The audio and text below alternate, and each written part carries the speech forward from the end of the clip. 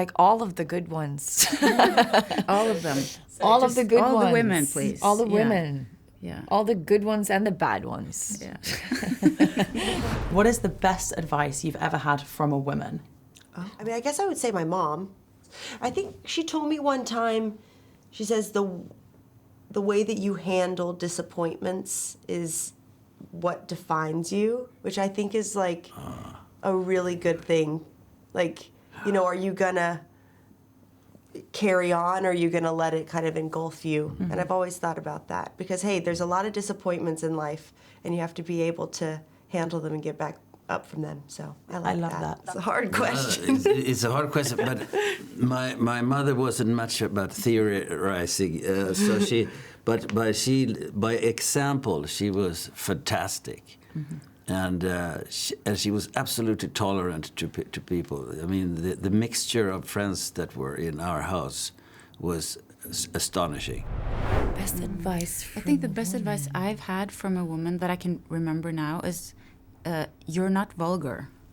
My teacher said that because I think I was scared to like be too much, and she just said one day she just said, you can't be vulgar. Don't be scared to be too much.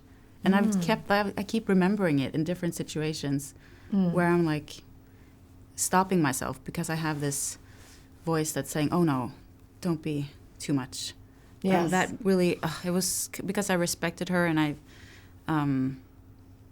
think she was right, in a way. Yeah. Totally. At what age were you when she was my acting teacher?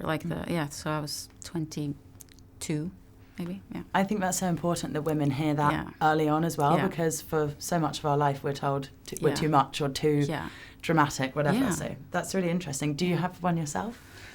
I know I'm just hearing what you say now. It's very good. Yeah. Because I do think it's a very thin line to walk as a woman, to either be too much or too little or too anything, and then just be really free. And like the last few days I've had, like, probably like everyone else, have quotes from Diane Keaton coming up in my feed. And like, she didn't follow rules, and she was very free. She was single her whole life. Like, she had her lovers, but she just lived very freely and without shame. And she brought so much joy and inspiration through that. So I think like her as a person has been very influential. Totally. in that sense. Yeah, it's been special to see how many people feel the same as well. It's been really amazing. It actually leads me on really nicely to this next question. Is there a woman that you would love to work with in the future, or would have loved to work with? So many. Yeah, I really like all of the good ones. All of them. All of the good ones. All the women, please. All the women. Yeah. All the good ones and the bad ones. Yeah.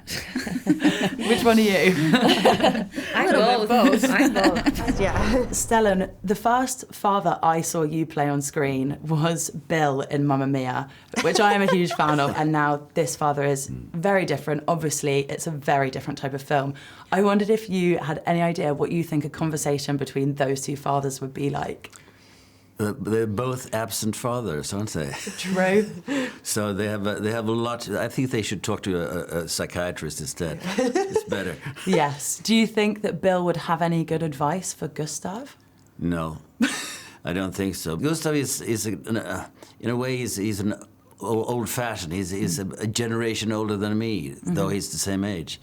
He's from the 19th century, very much, and he doesn't have the tools to handle emotional things and talk to his daughters about important things.